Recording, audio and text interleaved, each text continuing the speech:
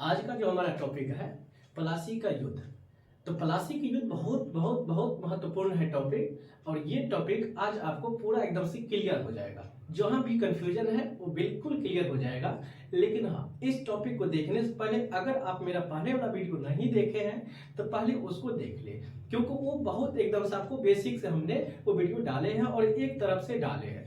यानी कि भारत में यूरोपियों का आगमन, वो सारी चीज प्रावधान हमने आपको बता दिए हैं। जैसे यहाँ पर आपको अंग्रेज के साथ और फ्रांसीसी भी देखने को मिलेगा। तो ये अंग्रेज फ्रांस कब आए, कैसे यहाँ पर भारत में धीरे धीरे अपना वर्चस्व बनाए रखना शुरू कर दिए, तो ये सारी चीज हमने आपको पिछले वीडियो में बता चुके हैं। तो आज आप देख लीजिए प्लासी का युद्ध। तो देखिए प्लासी जो है बंगाल के नदिया जिला में ये एक जगह था प्लासी। तो यहाँ पर देखेंगे उस समय, जिस समय में यहाँ के नवाब बंगाल का नवाब, देखिए तो बंगाल से शुरू करते हैं। बंगाल का नवाब अलीवर्दी खां। अब देखिए बंगाल के नवाब अलीवर्दी खां की मृत्यु हो जाता है 1756 ईस्वी में। यही कारण है 1756 ईस्वी यानी इनका मृत्यु हो जाता है। उसके बाद अगला जो नवाब बनता है इनका दौहित का मतलब होता है इनके पुत्री का पुत्र। अब देखिए इसको दौहित कहा जाता है, और पुत्र का नाम क्या था? सिराजुद्दौला। तो सीधे आप याद रखिए, यहाँ पर देखिए अलीवर्दी खां के बाद अगला जो बंगाल का नवाब बनता है उसका नाम क्या था? सिराजुद्दौला। अब देखिए जिस समय सिराजुद्दौला बंगाल का नवाब बनता है उसी समय में बंगाल पर चढ़ाई करना शुरू कर देता है अंग्रेज और फ्रांसीसी। यानी कि कलकत्ता पर अंग्रेजों का अधिकार होना शुरू हो गया। अंग्रेजों का यानी कि अंग्रेज अपना नियंत्रण शुरू कर देता है। तो चंद्रनगर पर नियंत्रण कौन करना शुरू कर देता है? फ्रांसीसी। तो फ्रांसीसी यहां पर ये भी नियंत्रण करना शुरू कर देता है। तो सिराजुद्दौला उस समय बंगाल के नवाब रहते हैं, और सिराजुद्दौला ने एक फरमान जारी किया और इन दोनों को नियंत्रण नहीं करने के लिए ये फरमान था। और यही कारण है इनका फरमान यहाँ पर फ्रांसीसी तो मान लेता है, जबकि अंग्रेज मानने से इनकार कर देता है। इसके विरोध में सिराजुद्दौला को 4 जून 1756 ईस्वी को आक्रमण करना पड़ता है। और आक्रमण कहां पर किए इन्होंने? तो कासिम बाजार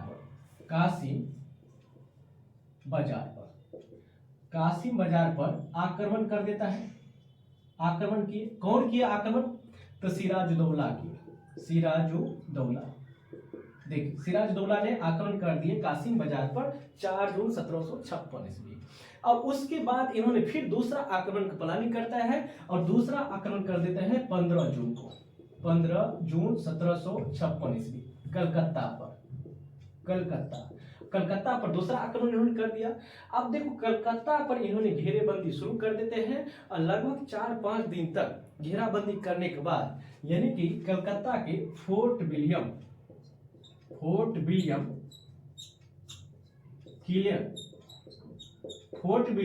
किला को इन्होंने अपने नियंत्रण में कर लेता है।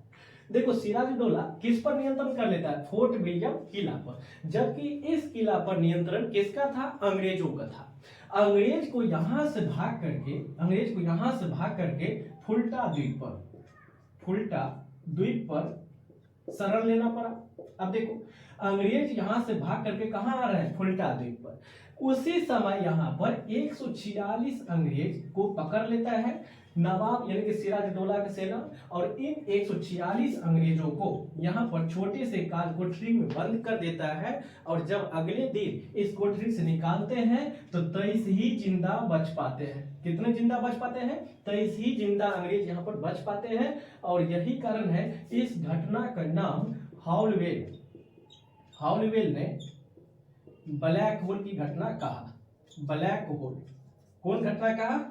ब्लैक होल की घटना कहा। और ये जो ब्लैक होल की घटना घटित हुई है ये 20 जून 1756 ईस्वी को 20 जून 1756 ईस्वी को ये घटना घटित होती है। अब देखिए आगे जो एक चीज और प्रावधान आपको देखने को मिलेगा, इधर हम मिटाते हैं।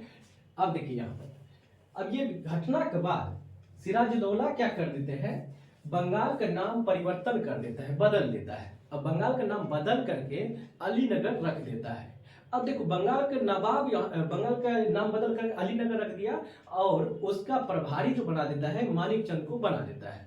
तो आपने देख लिया है यहाँ पर ब्लैक होल घटना के बाद बंगाल का नाम परिवर्तन करके क्या रख दिया जाता है, अलीनगर, और अलीनगर का प्रभारी किसे बना दिया, मानिक चंद को बना दिया।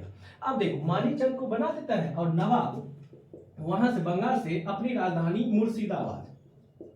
मुर्शिदाबाद देखो अपनी राजधानी मुर्शिदाबाद पहुंचते हैं। और जबकि यहाँ पर अलीनगर नाम रख देता है, किसका, अलीनगर, बंगाल का नाम बदल करके क्या रख देता है, बता दीजिए, अलीनगर। तो देखो बंगाल के नाम बदल करके अलीनगर हो गया है और अलीनगर का प्रभारी किसे बना दिया, तो आप कहेंगे अलीनगर का जो प्रभारी है वो है मानिक चंद। आप देखिए मानिक चंद क्या करते हैं, इनसे भी, नवाब से भी होशियार मानिक चंद निकल गया। मानिक चंद अंग्रेज से रिश्वत ले लेता है और अलीनगर सौंप देता है और यहाँ से खिसक जाता है। आप देखिए अब इस मानिक चंद ने अंग्रेज को दे दिया अलीनगर। अब अंग्रेज को यहाँ पर ठहरने की व्यवस्था भी हो गया और अंग्रेज अब दबाव डाल रहे हैं किस पर, नवाब सिराजुद्दौला पर। और नवाब सिराजुद्दौला अंत में आते हैं 9 फरवरी 1757 ईस्वी को एक संधि होता है और उस संधि का नाम होता है अलीनगर की संधि। तो आप अब देखेंगे अलीनगर की संधि कब होता है, 9 फरवरी 1757 ईस्वी को, तो अलीनगर की संधि होता है। अब देखो इस संधि में प्रावधान क्या निकल कर आया, कुछ ना कुछ तो आया होगा, संधि हुआ है। तो इस संधि में अगर देखा जाए, देखिए इस संधि में, अलीनगर की संधि में प्रावधान क्या निकलता है, तो देखिए इस संधि के तहत कुछ पॉइंट यहां पर आपको याद रखना होगा। देखिए इस संधि के तहत, अलीनगर के संधि के तहत अंग्रेजों को अब कलकत्ता में ठहरने की व्यवस्था हो गया है। दूसरा क्या, तो दूसरा यहाँ पर अलीनगर में यहाँ पर ये सिक्के भी ढाल सकते हैं। एक और पॉइंट अगर आप जोड़े तो यहाँ पर ये अपना किलेबंदी कर सकते हैं, कौन, अंग्रेज। तो और चौथा एक और पॉइंट अगर देखा जाए तो देखो इस संघर्ष में जो भी धन की क्षति हुई है अंग्रेजों को, वो सारे भरपाई नवाब सिराजुद्दौला देंगे। तो आप कह सकते हैं अलीनगर की संधि के तहत ये सारे प्रावधान देखने को मिलता है।